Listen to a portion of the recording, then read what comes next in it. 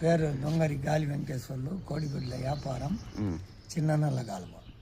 40 సంవత్సరాల సర్వీసు, కోడిగుడ్ల వ్యాపారం. ఓన్లీ కోడిగుడ్లే పెద్దనా? అచ్చం కోడిగుడ్లే.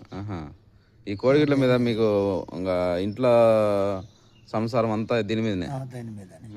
మళ్ళీ ఇంటికి వెళ్ళిన తర్వాత ఏం చేస్తారు? ఇంటికి వెళ్ళినా కూడా ఇదే వ్యాపారం. ఇదే వ్యాపారం. ఈ బర్రెలు ఏదో ఉండాలనే మీకు? బర్రెలు మంచి అడ్డు ఉన్నాయి కదా. చూసుకుంటాం. ఎన్ని ఊర్లు తిరుగుతారు మీరు? 365 ఊర్లు తిరుగుతాం. 365 ఊర్లు?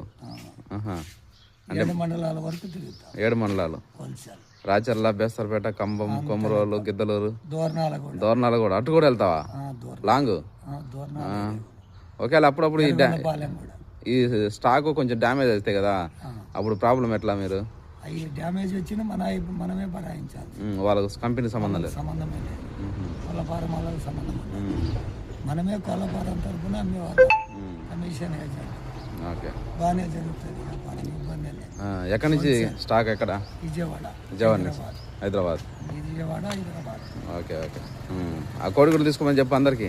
అందరూ బాగా తీసుకొని సేల్స్ బాగా పెంచి కోడిగుడ్లు తినండి, ఆరోగ్యంగా ఉండండి. అంతే, ఆరోగ్యం ఉండాలి, బలం ఉంటుంది, శక్తి ఉంటుంది. ఇది మంచిది గుడ్డు వాడితే. రోజుకు ఒక గుడ్డు ఉడికించి తింటే మంచిగా ఆరోగ్యంగా ఉంటుంది. పెట్టే తినాలి. ఆమ్లెట్ తింటే వేస్టే.